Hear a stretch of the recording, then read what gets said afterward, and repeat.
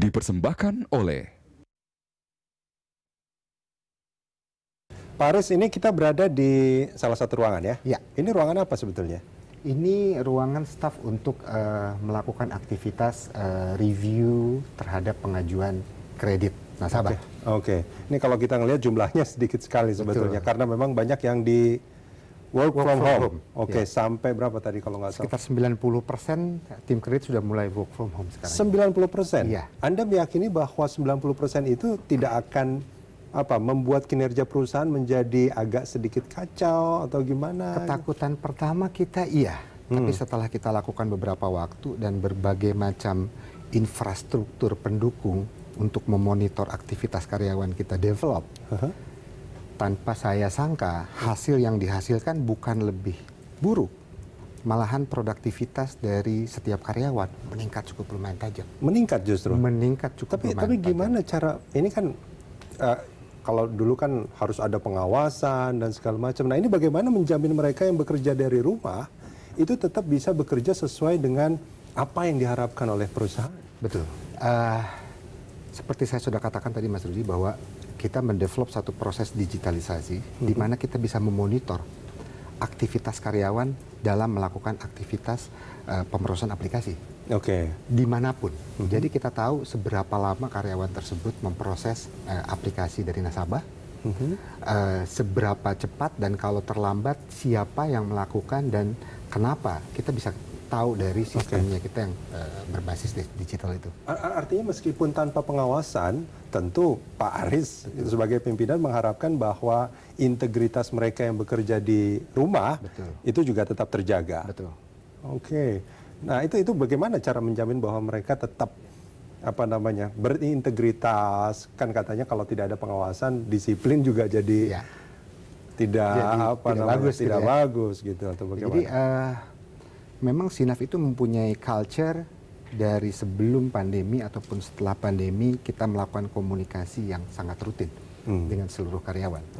Dimulai dari setiap hari kita melakukan namanya morning briefing. Pada saat sebelum pandemi atau dalam kondisi sekarang. Di dalam aktivitas daily briefing itu memang kita selalu mengedepankan unsur-unsur ataupun nilai-nilai integritas terhadap seluruh karyawan yang ada. Dan yang kedua, kita pun mengkomunikasikan risk culture. Risk culture? Risk culture. Ini tentang risiko nih ya? Betul. Jadi kalau kita melihat bahwa resiko satu perusahaan, kalau resiko kredit tersebut setiap karyawan yang bekerja di Sinaf mempunyai pengetahuan yang sama, mempunyai awareness yang sama, saya rasa perusahaan khususnya perusahaan pembiayaan seperti Sinaf akan lebih sehat. Ini menjadi poin penting sebetulnya. Risk culture ini. Jadi risk culture kita tanamkan di setiap karyawan dengan cara melakukan komunikasi dua arah di morning briefing. Itu kita follow up lagi dalam weekly meetingnya kita. Jadi kita pun ada weekly meeting dan ada town hall setiap 1 bulan 1 kali. Nah, di 3 aktivitas tersebut kita selalu melakukan diskusi dua arah dan memberikan sosialisasi pentingnya satu integritas, yang kedua risk culture yang kita bangun di seluruh karyawan, bukan hanya di direktorat risk tapi di seluruhnya, mau di sales atau mau di operation, bahkan di seluruh karyawan yang bekerja di CIMB Niaga Finance. Ini harus menjadi semacam kesadaran bersama. Betul. Karena resiko ini harus dijaga bukan hanya oleh satu departemen kalau menurut saya ataupun satu direktorat. Resiko dalam lembaga pembiayaan ataupun perusahaan pembiayaan harus dijaga oleh semua karyawan. Sehingga pentingnya berkomunikasi untuk menerapkan risk culture menurut saya jadi prioritas. Pak Aris, di sisi lain sebetulnya kalau kita bicara soal bisnis gitu ya, saya juga yang saya tahu Pak Aris itu punya hobi gitu kan, moge. Ini seharusnya saya panggilnya bukannya Pak Aris ya, Bro Aris. Dan saya biasanya manggilnya Bro Rudi. Nah ini bagaimana cara Anda membagi waktu antara memimpin perusahaan dengan jumlah karyawan yang tidak sedikit, bahkan sebagiannya sekarang sudah berada di rumah, berarti kan pengawasan juga harus lebih ekstra. Di sisi lain ada kehidupan pribadi, keluarga, tapi ini soal moge ini juga hobi yang sampai sekarang masih disalurkan kan? Ya. Koreksi kalau saya salah. Ya, betul. Nah itu gimana cara membagi waktunya? Tiga-tiganya itu menurut saya hobi, Mas Rudi. Jadi Tiga-tiganya hobi? Betul. Kerja Jadi hobi? Kerja itu saya hobi. Oke. Saya itu orang yang suka berkompetisi, apapun itu. Dan tempat saya bekerja atau perusahaan membuat saya itu juga ada kompetisinya dengan kompetitor atau dengan market. Jadi saya hobi bekerja. Yang kedua, mungkin kalimatnya yang paling tepat adalah saya hobi berkendara roda 2. Yang kebetulan sekarang ini lagi motor dengan cc yang lebih besar. Oke. Ya, dan keluarga juga saya hobi. Untuk spend waktu dengan keluarga itu adalah hobi saya. Jadi bagaimana kesibukan yang ada, saya harus menyempatkan itu.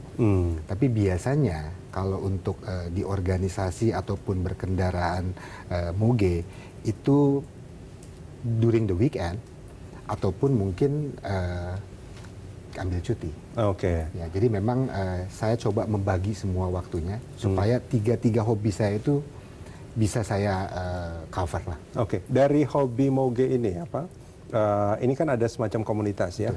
Ada nggak sih mungkin nilai-nilai yang pada akhirnya menjadi ide gitu dan itu bisa diterapkan ya dalam karir Pak Aris sendiri misalnya?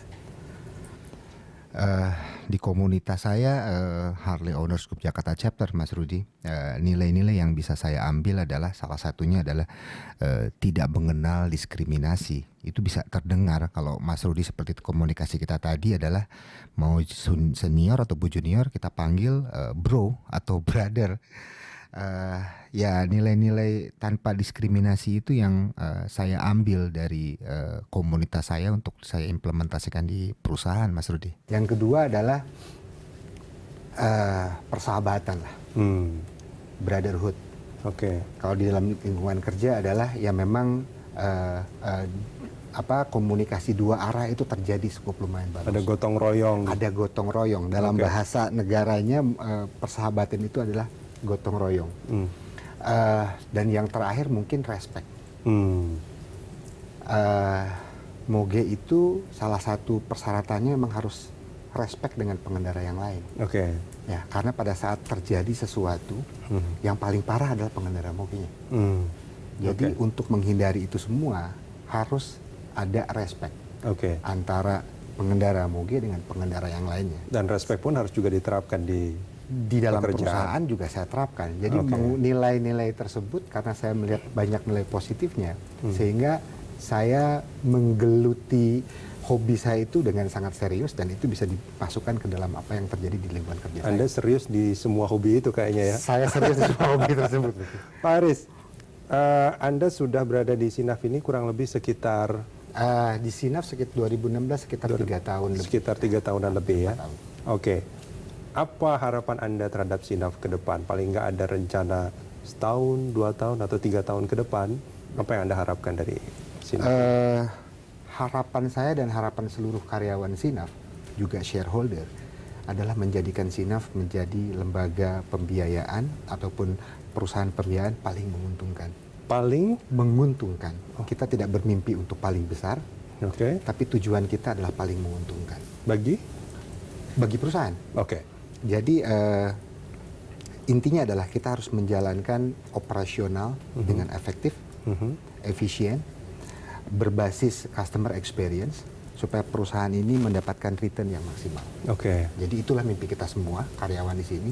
Tidak yang paling besar, tapi yang paling profitable.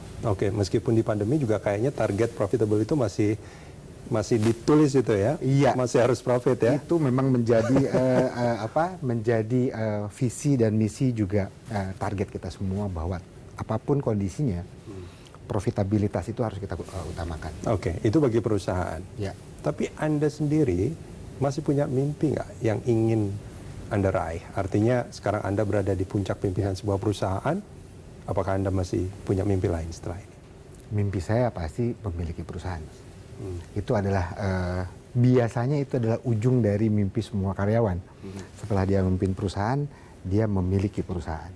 Nah, cuman mimpi saya mungkin tidak memiliki keseluruhan perusahaan. Saya cukup memiliki minoritas shareholder dan saya bisa berbagi ke perusahaan tersebut. Itu sudah menjadi mimpi saya. Baik. Pak Aris, terima kasih banyak. Sama-sama, Mas. Bro Aris, Ya. terima kasih banyak sudah bersama Terima kasih, kami di Bro CEO Rudi. Talk. Pemirsa, demikian bincang-bincang saya dengan CEO CIMB Niaga Finance. Kita jumpa lagi di CEO Talk episode mendatang. Sampai jumpa.